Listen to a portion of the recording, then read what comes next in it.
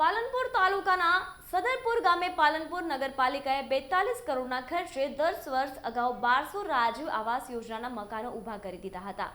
હવે તમને એમ થશે કે આવા ખંડેર મકાનની કોઈ માંગણી કરે ખરા, પરંતુ આવું બન્યું છે। બનાસકાંઠામાં પાલનપુરના સદરપુર ગ્રામ પંચાયતે 1200 ખંડેર આવાસોની માંગ કરી છે, કારણ કે આ આવાસ યોજનામાં સરકારના 42 કરોડ તો પાણીમાં ગયા જ છે।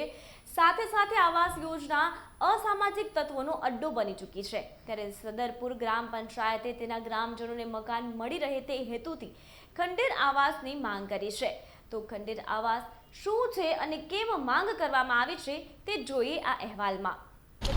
ऐसे हूँ सदरपुर ग्राम नागरिक तरीके એવું કહેવા માગું છું કે આ પ્રધાનમંત્રી આવાસ યોજનાની જે સ્કીમ છે એ અમારા ગામમાં છેલ્લા નગરપાલિકાએ બનાવેલી છેલ્લા 10 વર્ષથી ખંડેર હાલતમાં છે।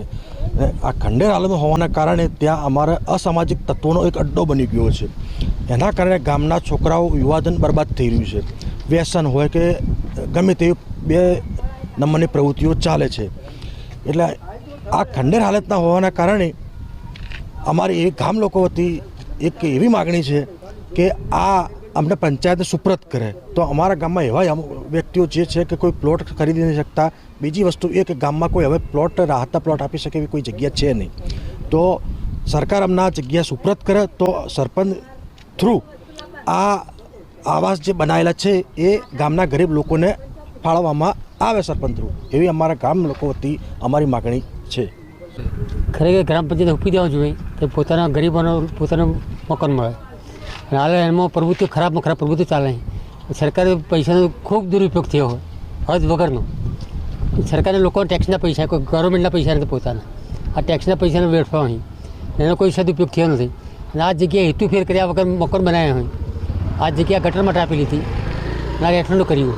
આ ગવર્મેન્ટ સીધી સરકાર જમીન હે, એના માટે જો પટ ભરવા પડે તો ફેરથી ગમે થાય, હેતુફેર થાય સિવાય થાય એમ નથી।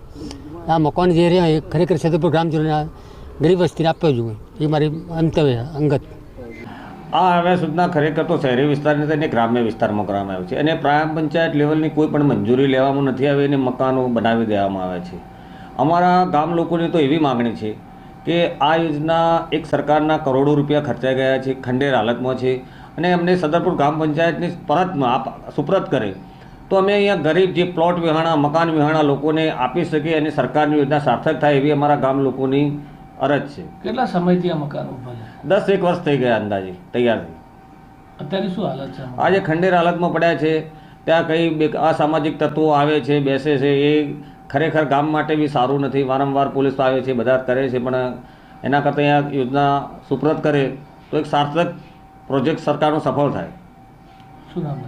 હરેશભાઈ શામળભાઈ કોરોટ, સરપંચ સદરપુર ગ્રામ પંચાયત। સદરપુર ગ્રામ પંચાયતના સરપંચે નગરપાલિકામાં લેખિતમાં મકાનો માટે માંગણી કરી છે, પરંતુ તેનાથી પાલિકા પ્રમુખ અજાણ છે। જ્યારે બીજી તરફ તેમનું કહેવું છે કે સરપંચની માંગણી હશે તો યોગ્ય જગ્યાએ તેમની રજૂઆત પહોંચાડીશું। ત્યારે પાલનપુર શહેરના નાગરિકો માટે આ આવાસ યોજના હતી તો એના માટે પણ નગરપાલિકાના પ્રમુખ પાસે કોઈ જવાબ નથી। એમનું કહેવું છે કે યોગ્ય જગ્યાએ આ રજૂઆત કરી છે, એટલે હવે સંશોધનનો વિષય તો એ બની ગયો છે કે આ યોગ્ય જગ્યા કઈ છે। સદરપુરના સરપંચ દ્વારા કદાચ આપના કને માગણી કરી હોય તો મને ખ્યાલ નથી, પણ હજી નગરપાલિકામાં સરપંચશ્રી હજી આવ્યા નથી અને જો કદાચ આ બાબતે અમારા કને આવશે તો યોગ્ય જગ્યાએ આ વાત અમે પહોંચાડીશું। કેટલાય સમયથી આ મકાન પડે છે, કોઈ લોકોને મળે માટે નગરપાલિકા શું પ્રયાસ ચાલુ છે? આમાં નગરપાલિકા દ્વારા પણ